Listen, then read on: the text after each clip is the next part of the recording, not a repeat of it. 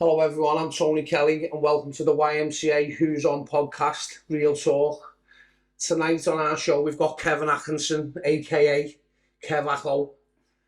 He's going to tell us a little bit about his addiction, his breakdown, his mental health, and the dark depths it took him to. And he's going to explain everything about it. So if anyone can identify or anyone ever wants to get in touch, comment at the end and we'll always try to get back to you. Thanks for coming on the show, Kev. Cheers, Tom. Brilliant. So tell us a little bit about the early days of when you started your first joint or your first drink or whatever it was for you. Basically, it was the age of 13. Obviously, I started with a few spliffs and stuff like that. Started on the weed. Spent a few years on the weed. Got to about the age of 16, and obviously the speed started. Clubbing, the nightlife. Yeah, do you know what? Because I looked at young, I didn't get in the clubs till about 21. So speed kicked in about 16. Also the trips. Yeah. On the LSD. Would you say when you were younger you enjoyed taking drugs? Yeah, when you're younger, it's like a new world, isn't it? You think, yeah, I'm having a spliff, I'm having this. There's nothing serious going on in your life, is there? So no, it's not like depression or the anxiety. It's like the same thing, isn't it? Everyone's doing it. Well, as growing up, all your mates are doing it and you want to be part of it, don't you? Yeah. You think it's good when you're younger, don't you? When you were using, when you were younger, was there like a big famous or... Was there like, what I'm trying to get at, was you like looking up to any older lads? Was there any peer pressure to use or? No, not really. It's just like the dangles round. I've got Page Watson and like, used to sit off on new houses now, but it used to be called the boards. Yeah. It used to be like, the bus place and that, they call it the boards and that. Yeah. Now by Dovecot. Used to sit up there smoking weed and then like walk around and that. What was the area like you lived in for drugs? Was it rampant everywhere you went? Well, to be honest, I grew up Page Moss and Dovecot and it was rife. At the time, probably the hottest road in the whole of Merseyside for drugs was 10 Stone Crescent rather than the doorstep. Yeah. So you've grew up around, haven't you? Yeah, I grew up around it. Did you have like any influences in your life, like say older brother, uncles, family members, neighbours? It could have been anyone. Was there anyone who you thought, I want to be like him? And I just wanted to make my own influence. Yeah, that's right. So you were saying you went onto like the speed from the weed and ale onto the speed. When did it progress to cocaine? Because I know that was like your main problem. We've had a discussion about it, haven't we? Well, obviously, I went through the speed and then obviously the cocaine started when I took a stash of cocaine, blue ounces within, my first time using it, blue ounces within a few days, you know what I mean? And like, wow, I just went all paranoid and wow, they followed the after me, did you know the trucker and all as that, you know do. what I mean? I was proper scatty, mate, it was horrible. So that's probably why my head was never ever good on cocaine. So what age you talking about here? 17. So from like 17, that's where it started, that's where the fucking... Yeah, and then obviously the Garys ran alongside it, you know what I mean? So it was like the speed, the coke and the Garys. Yeah. Obviously the ecstasy come on the scene, that big then, didn't it? That's not really a drug you use every day though, ecstasy, is it? Do you know what, so bad, to be honest, at the time, yeah. Was you use it every day? I was crushing them and snorting them. I know. Because when you come on the scene, you'd be like £10, bring you, but I could get them dead cheap, you know what I mean? Yeah. So I was just there. I can remember one time we went to Drome and I didn't have much money in that, and some of the lads wouldn't start me them, so I used to send the other lads over to get one of them. They used to go to the zone. They were all for me. Fucking hell, showing our age there, aren't we? Oh, I tell you, that was the place I got the time in at the Drome in Birkenhead. So when you were using, was it on the regular, or was it like a weekend thing, or was it every day? using ecstasy and that. Any? Yeah, but basically throughout my life, I've always been a money earner. So I've always had money to fund my drugs. Yeah. So I mean, I thought to be honest, probably an everyday thing, you know what I mean? So it's just going through stages where I'd have ecstasy every day, I'd have coke every day, I'd have speed every day, I'd have one or the other, you know what I mean? When did you realise it was going to be a problem? It was becoming a problem? Not so very like, because you enjoy it when you're younger, and you don't look at it as a problem, do you? No. It's not a problem when you're younger. It's just the silly thing about it, because if you could have looked at it younger and thought, wow, this is a problem, maybe I would have spent a lot of years away from it, you know what I mean? Yeah, because you haven't got a care in the world, have you? No, you're not bothered, you're not bothered. You know, I was like that, I just, there's nothing else going on in your life, is there? Only the weekend and to get out and party with the birds and all this fucking carry on. Well, you don't see it as a problem. No. So, I from our discussion we had, and I've seen on other podcasts and things like that, I know you earned a lot of money through your life. I've been loads of money, millions. Once you started earning that type of money, is that when it became like the demons crept in? No, to be honest, I've always had such a source. There was a time I worked for I worked in the mobile phone store, and it was like, you know, distributing the phone cards down in for me. They started, oh, lad. So you've always been a criminal, haven't you? Come for about 10 minutes of my first 3 days with the phone cards, and I had a buyer straight away. I had to take them all. And like me, it's a weapon pure limo, and it lasted me like days, and I thought, shit, I've lost my job now because I didn't go in because I was just too busy. How old was you then when this? Lived it at, I think it was just before my daughter was born. I was in Nogsy, Dad living in Nogsy. Mother Screen. Yeah. I used to live there as well, where I grew up. It must have been about 22, something like that. So it was a while ago, wasn't it? Yeah, back 97, huh? Yeah. So I know you've had breakdowns and you've had suicide attempts, things like that. Tell us a little bit about your breakdown, your first breakdown you had. My first inpatient in the hospital, going back to 2003. Obviously, I had issues with mental health before that, but I'd never ever been an inpatient. And what happened, obviously, the story's a bit on the other podcast. I'd been out all night, crushing loads of garries, snorting them all. Had a load of limo, snorts, all that, and my head was just going. I walked in and not asking me 2 brothers were there, and like they were just at the bollocks. And obviously, just had enough. Seeing the dead man walk, man, I just seen red. Bottle bar through one of the faces. This your brother? My brother, yeah. Older or younger? Me younger. And then passed it to the brother on the pool table. And then, obviously, luckily for me now, because at the time, my brother didn't press charges. He wanted me to get help, you know what I mean? Because I was losing it before that, you know what I mean? And obviously, I ended up going to the first stay then was Broad Oak in Broad Green, probably familiar with it. How long was you in there?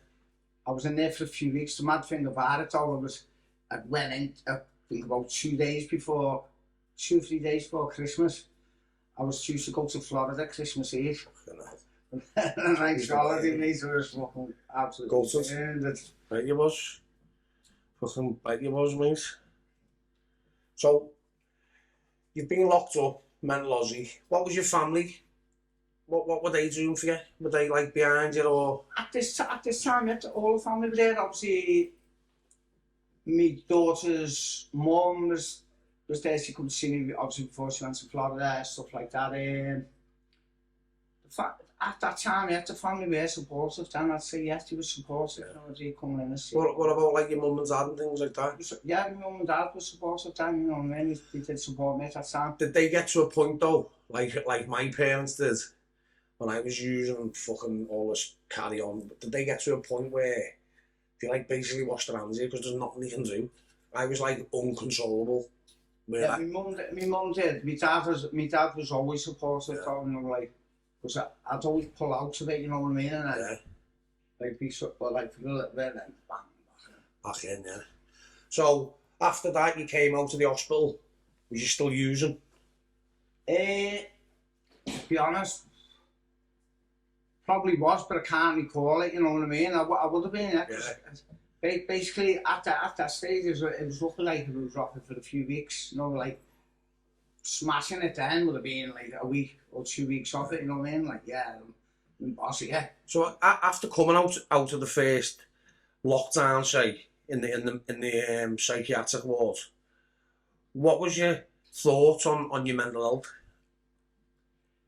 Was you ashamed of it? Was you trying to get help? Was you trying to block it out? You know, just... See, I'm just trying to get your mindset. the medication, I don't think was like this, and obviously, I'd have all things going on in my head and stuff, like, wouldn't understand stuff, yeah, like... Confused. Yeah. Scared as well. Yeah, man. Because you must have been scared. Because it's not a very pleasurable thing to go through, is it? No, it's mental health. just not having control of your Body, yeah. Fighting for sanity. So would you say you were falling apart? Because I mean, I don't like to say that to you, but I mean, would you say like... To be honest, I'd say anyone who takes drugs in general, from the second you start taking drugs, you're falling apart. Definitely, your life's just a fucking mess. From your first spliff, you're falling apart. There's alright, you did some lucky ones that won't escalate. Yeah. You know yourself, you'll be That's not us. Down the block, mate. That's not us. The majority will escalate and they'll go into further things. Well, when I was using, I was like, I just had no control over anything. I couldn't stop using, couldn't stop fucking hating the people I love. I just, you know, I was doing everything wrong. There was nothing that I could say I'd done right. I was losing my morals, you know, I was just losing my faith in everything. I just couldn't seem to get a grip of like how to pull it back. So, how did you like pull it back? How did you get to pull it back yourself? Can you remember? Like get your life back on track? I was always able to get my life back on track. Throughout my life I've always had like things that I'd make loads of money. Like if you go back to the 96, a few years just before I met you, so football days. I started working for some sales company. It was called 0510 Sell. They used to sell men's shirts and business and all that, yeah. And it was like a sales company where you go in, you get stuck out, show them how to sell. And I mean, you had like the record of the company was like 50 pieces. I smashed that on my first day, right? And then... so you were right up there? The record of the company in the Liverpool, Manchester was 96. Smashed that on my third day. And every day, they had like just 50-piece board. I was on it every day. And then every person I took out and trained got on that board. So like within 10 weeks, I was a full-on manager. You're the boss then? I was the full-on boss, but I was having speed and all that. Because my head was going and all that. My speed was my drug. And then I got lectured in the office in Liverpool. And like, when the lad was coming back after his holiday, I was due to go to Leeds up in the office, take my team with me. And I just felt apart because I was fucked up. The speed just took hold of me and it was lazy and all that. So your life's just coming control. So it just, unmanageable. That built up some day and thousands a week, thousands. I was smashing it. I was making money off I had like 35 people under me. And I was making percentage of every one of them, so I was absolutely rattling it, you know. Killing it. I was proper killing it. So you had more money again, so that just means more using, doesn't it? Yeah, that's what. It was like, it was boss like, because I was sitting there in a big leather chair, 20 years of age, all these beds and all that coming in, I'm sitting there like that interviewing. You're the boss, man. I was the boss, everyone looking up to me, I was the one who was going out smashing the records and that every day. And then it all just fell apart like that. Within 2 weeks of that falling apart, I was homeless. So what happened then, because I knew a lot of people in Liverpool, I moved over to Wirral to stay in the States. So from August 96 to the last day of November 96, I spent my life on the streets in the Wirral. But obviously, because it was sales and tour agent, I wouldn't beg me to come more thingy. Anyone on the streets has got the ability to go out and make money even while they're on the streets, because what I done, so I just went to charity shops, bought shirts and t-shirts that look brand new, and then I'd sell them as if they were brand new around the pubs. That's how I got my money at the time, you know what I mean? Fucking good idea, that. I was making good wages. So you were over the Wirral? Over the Wirral, yeah. I can remember, like one night, I fell asleep in a bus stop and we were like, mate, I woke up, it must be late November. I woke up and my training come off, my whole leg was frozen and stuff like that. However, my legs to get You have to defrost your leg. Oh, it was horrible. Absolutely horrible. So at this point in your life where you're a bit down, aren't you? I'm not saying you're down and out, but you were down, Yeah. and you need the help. Did you have a partner at this time, or kids or anything? No, well, to the last day, because obviously it was still sort of going out, because I was trying to keep myself clean, you know what I mean, like go to places to get cleaned up and stuff like that. I weren't walking around like someone that had been on the streets for 3 months, you know what I mean. So then I was out and I met my girl's mum, and like obviously moved to North Green, and then like obviously her mum and dad helped me get a place in Anfield, so I moved up to Anfield. So you moved back again, you're back on your feet again? Yeah, but I was getting back on my feet slowly, I was getting work, stuff like that, everything was starting to click back in place. So at this point in your life where you're getting back on your feet, people are helping you, did you start getting complacent again, start using? Yeah, because, to be honest, I would have spent a little bit of time away from it. Clean, yeah. While I was finding my feet, and find my feet and sleep myself then, innit, you know what I mean? I'm alright now. That's what we do, innit? We blag ourselves, don't we? Yeah, we've been off it for 3 weeks, we can have a little line or a bevy, and then you fuck for another year. You know, that's happened to me as well, a lot of times when I've sorted my shit out, think, I can see myself now. Little present for myself, fucked again for another year, using. So, you told me when I spoke to you yesterday, when we had our little talk, you had an overdose, didn't you? What happened there? What was that about?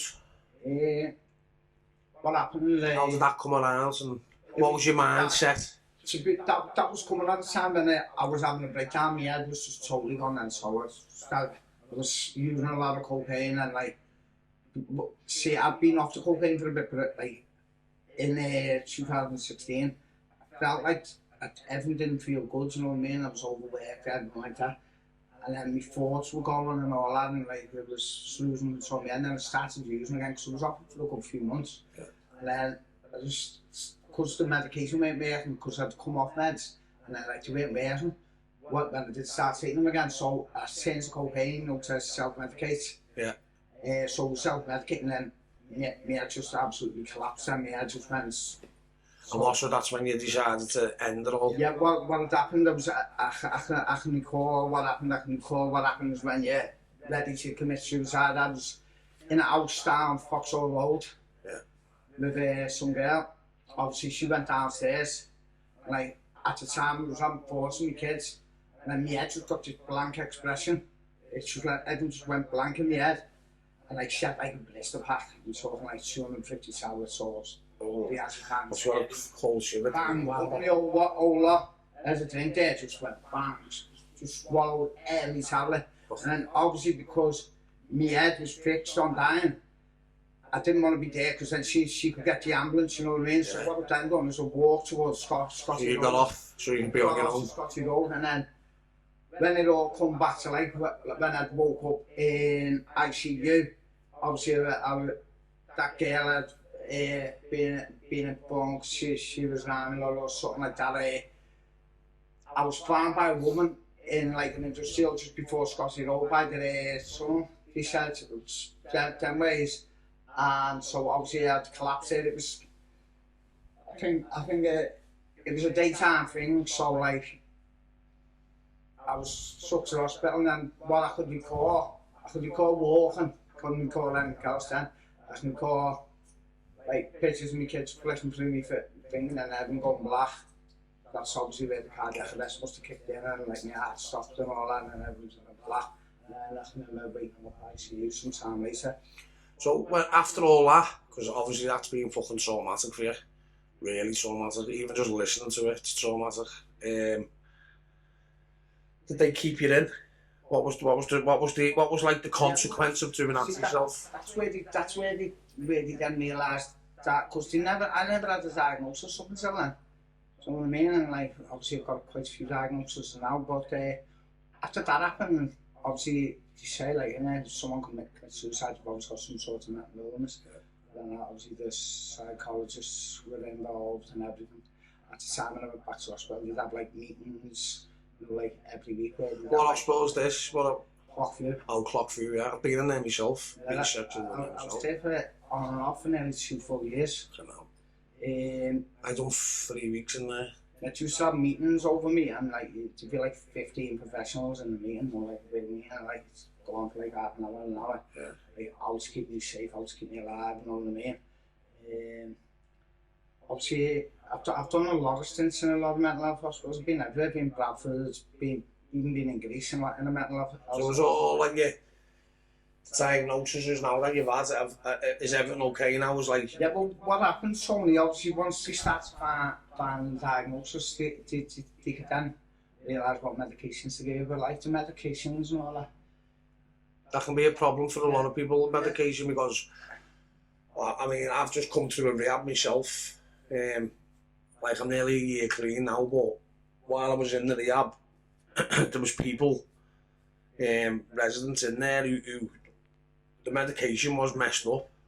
It was working, it wasn't working. They were sleeping when they shouldn't have been, this, that.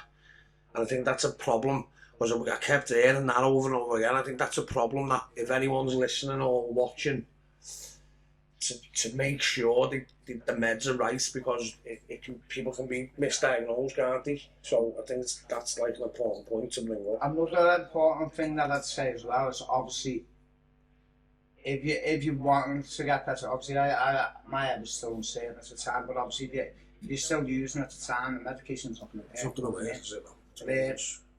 Obviously they got, like, they worked hard and they started giving me the depot injection every week.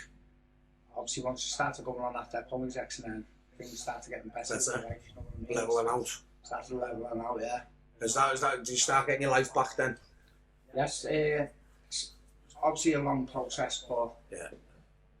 So, see now that you're back, because you're back, aren't you? You know what I mean? You're back with a vengeance. Is your life getting more normal now? Like, as in, like, your partner, your mum and dad, your family, you know, your friends. What's the score there now? Still don't speak to my mum and dad. Well, I speak to my dad, but obviously he's still in my mum's soul. My mum's that nice woman. She's goes, I don't mind you there, I don't mind you there. And she never goes. They have enough of us, though, don't they, Kev? You know what I mean? Yeah. They do, don't they? Obviously... What's your partner? What's she say about it all? She's supportive. Very.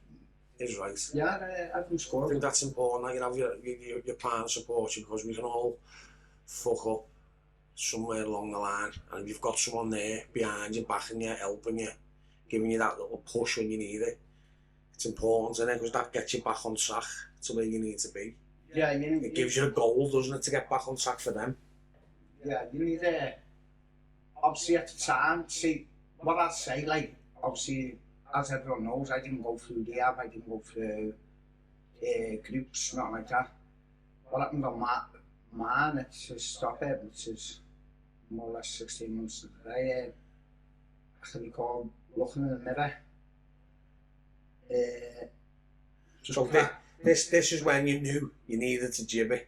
This is all like, the views and everything. At this point, I didn't know I needed to jibby, you know what I mean? I was still planning on the cocaine the next day, you know what I mean? It's still my mind, I was getting cocaine the next day, that was my life. Yeah, so tell us your mindset then, like how that come about, where you knew that day when you that was. What happened is,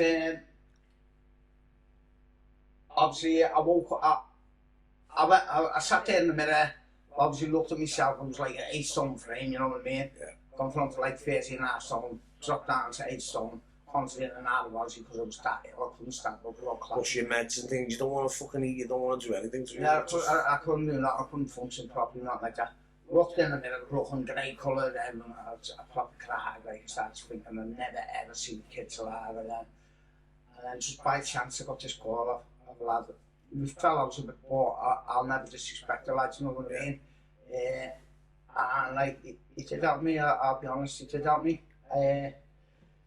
He phoned me and said, look, pull yourself together and I'll make you fathers and godfathers to my child. That like put an incentive in me head. And then I started thinking, if I pull myself together, I can also get my own kids back as well. And like the thought of having kids in my life again, because I love kids, so you know what I mean? Definitely, I've done a lot for my kids, everyone knows what like the boys were on the Liverpool games, everyone knows what happened with my kids. Looked after. So the next morning I woke up, where you'd normally wake up and you'd be thinking, need me drugs. I woke up and my man says it's totally changed, like something I didn't, you know what I mean? I woke up and like, I didn't even have a thought, okay. And obviously the lad at then contacted me and said, I'll take you to the gym. Obviously started taking me to the gym then, but at the time, mate, I was hanging 8 stone, like that looking arm paranoid, the skinny kid in the gym, you know what I mean?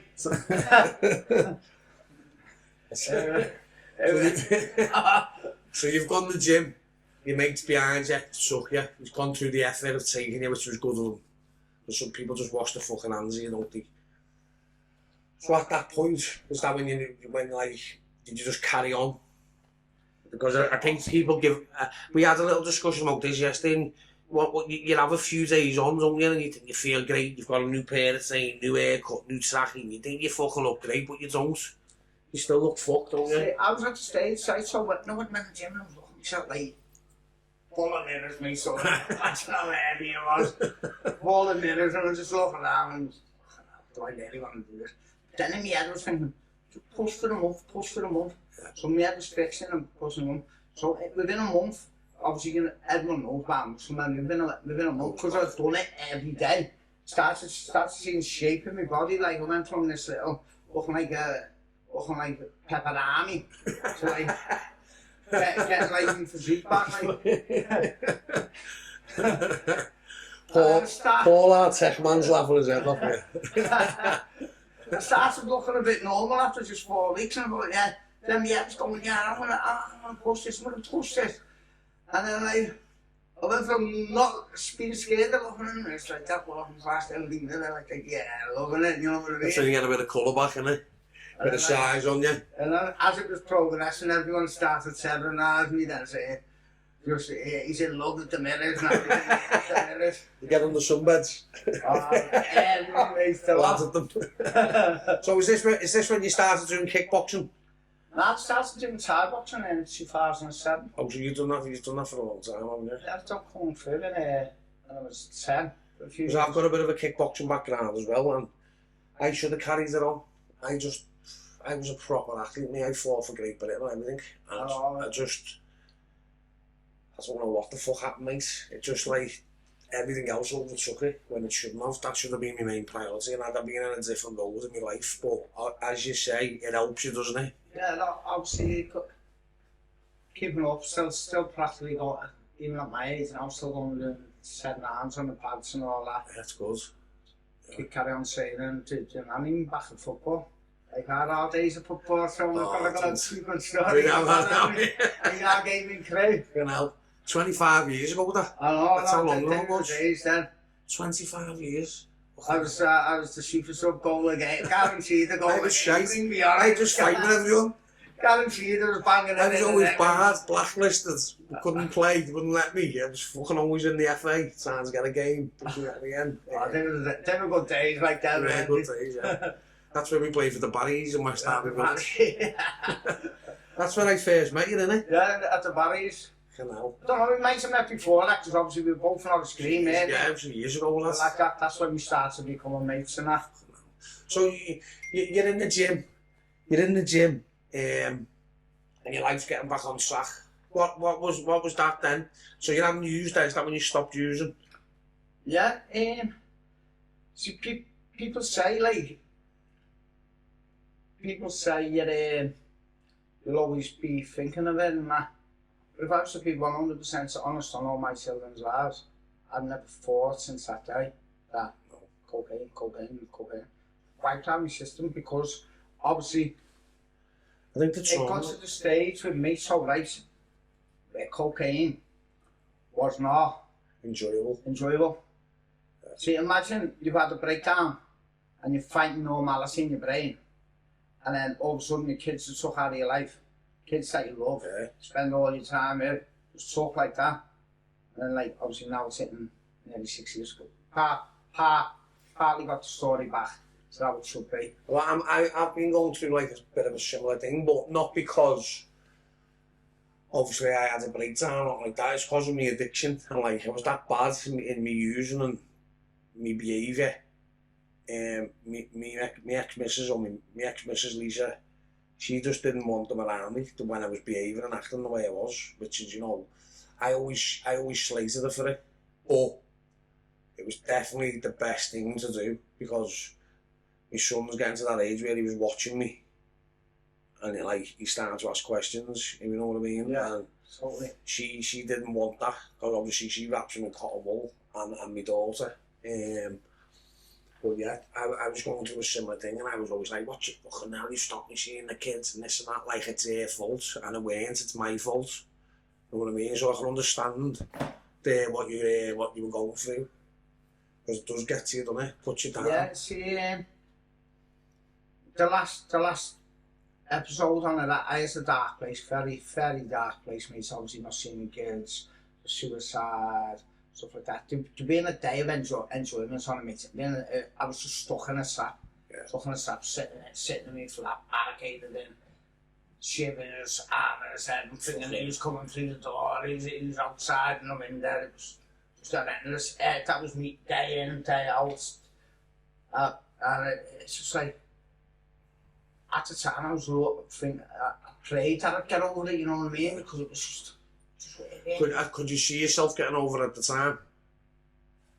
Nah, I didn't think I'd ever get over it. No one else thought to get over it. See, when I got that ill, I was collapsing, I was going grey and all that. Couldn't walk upstairs without falling over, trying to get my breath, stand up, collapse, all so that. That was my life, you know what? My health had just deteriorated that bad. That it was like just going into May, I say, because it started like towards the end of May. George said like he didn't think I'd make August. No one thought I'd get to August. I didn't myself, you know what I mean? I was proper ill, the drug had just deteriorated my life, it just took over me. The worst thing about it, spending all the money I was getting on not being happy. Yeah. And like, once I pulled away from that, and I did manage to break the cycle, in my head was to start off staying away from it was, do I want to steal one more day of my children's lives? Yeah. You know yourself, why would your children want to see you on drugs? You're not wrong, not lying, no, you're having drugs. You're a fucking disgrace. And every day, like, even if you think you'd suit yourself and won't spend 50 quid, that 50 quid you're spending on that cocaine, that's robbing that off your children, that's what it is. You're robbing off your kids, because that could benefit your kids, you know what I mean? That could be spent on your kids. Yeah. So every day that you want to spend money on drugs, it's, should I take that money off my kids? Or, you know, when you've gone like over 5 years and haven't seen one of your kids that you were all hoped for, you just think, wow, could I spend another day?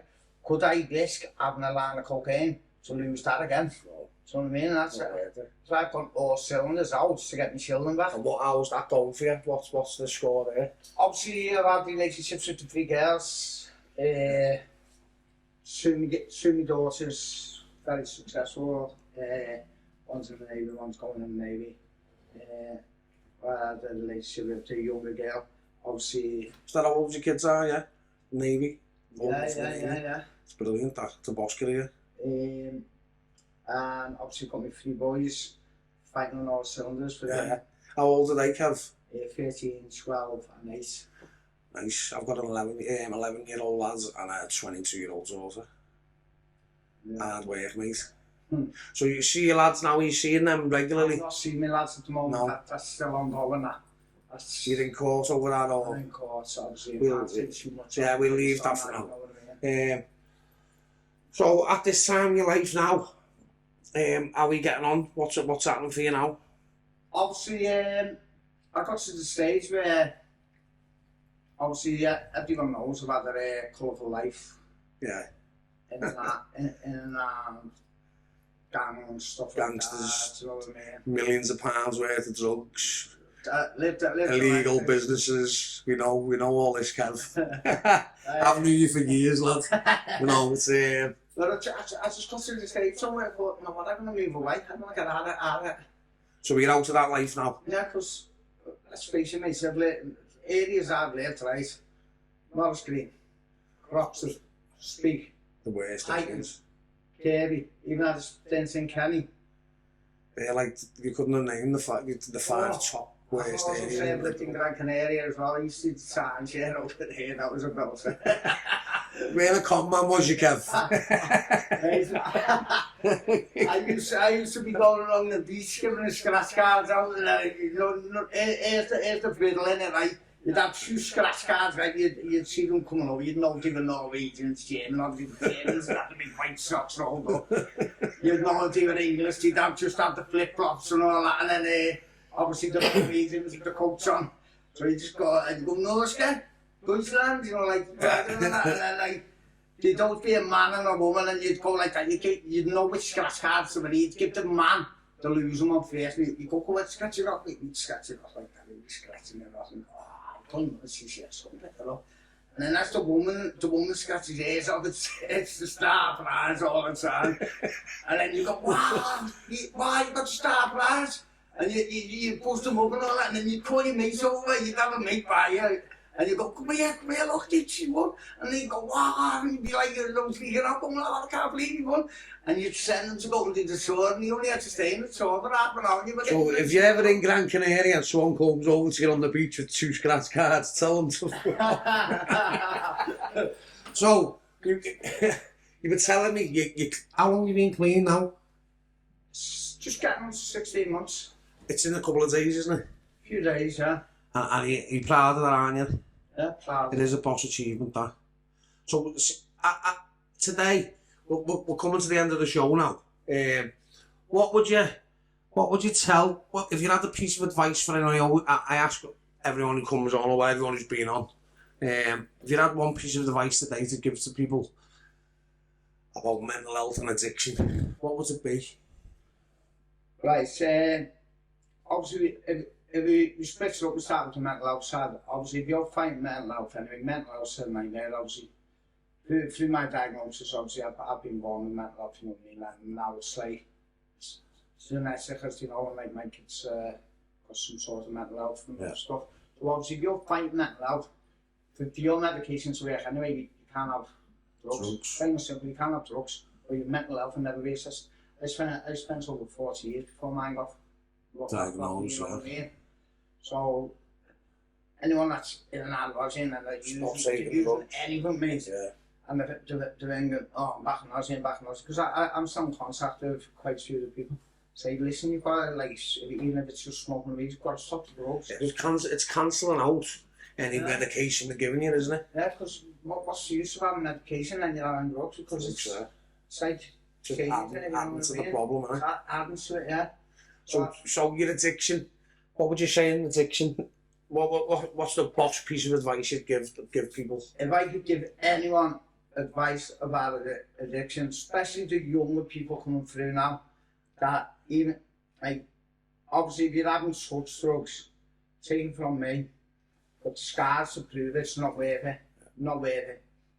Just not worth it. At first, you might think it's a buzz at first. All fun and games, it's just not. You don't get enjoyment out of it.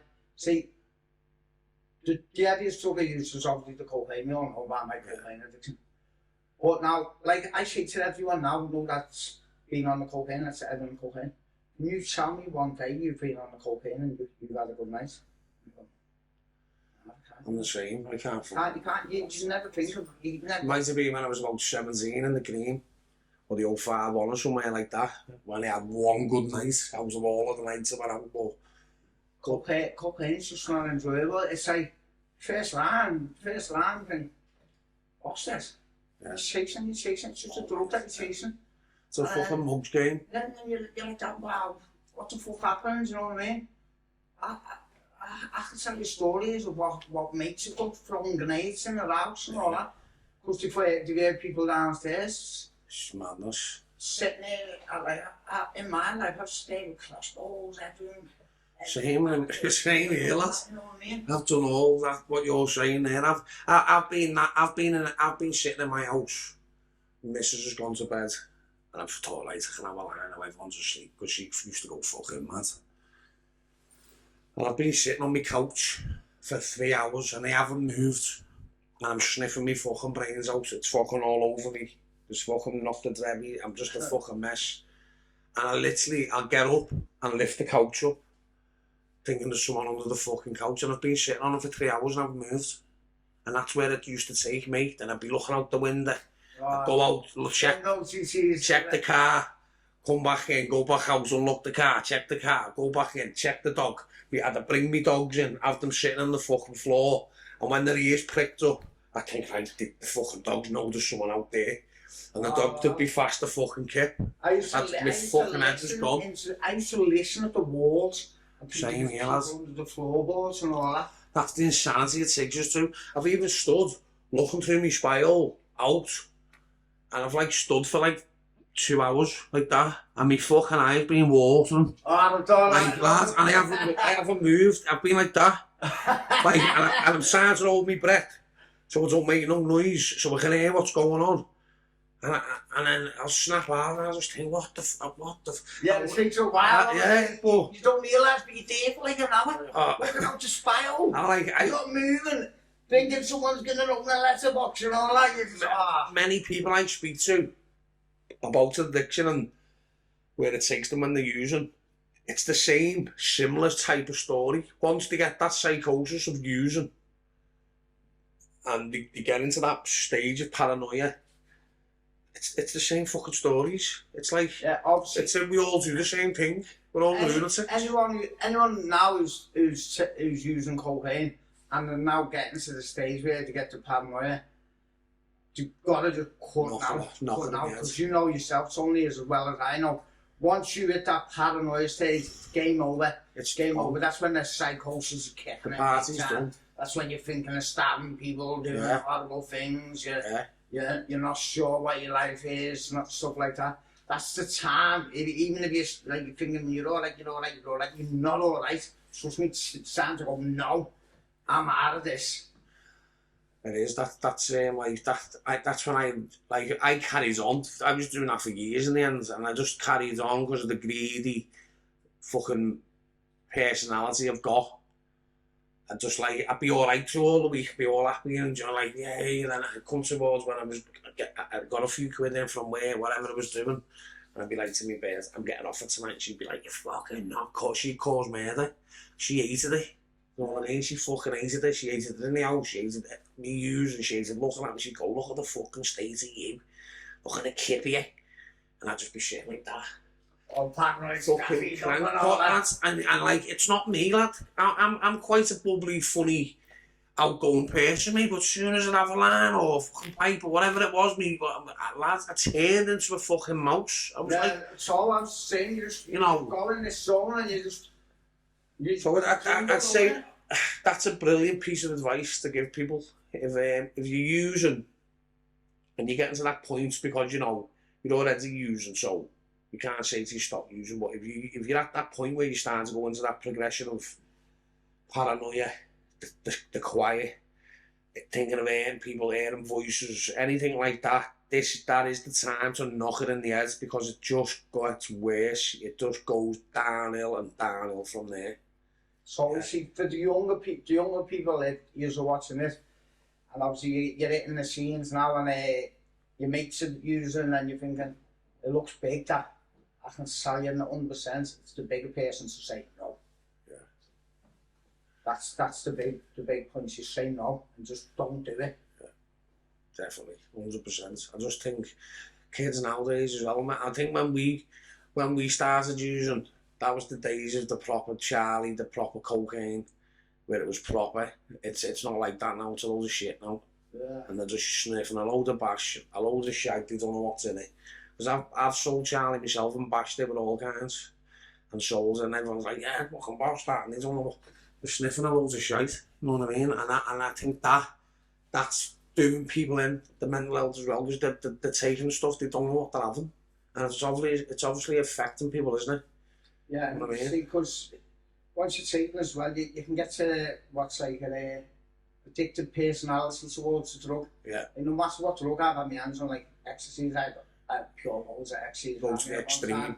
They got, or everyone got struck. Any bit of drug that I have loads around me, it gets hammered. Yeah. I will not stop till every little drop of that drug's gone. Yeah. I'm thinking, mate, I'm getting all there, I'm I have to stay up for weeks. Take it to the extreme. Yeah. I remember playing footy with you. In fact, I think we all went to Creamfields. I think we went, a few of us, I don't know whether... When we all went to Cream? No, I don't know whether you went to the Creamfield. I think you were working. We went to Creamfields on the Saturday.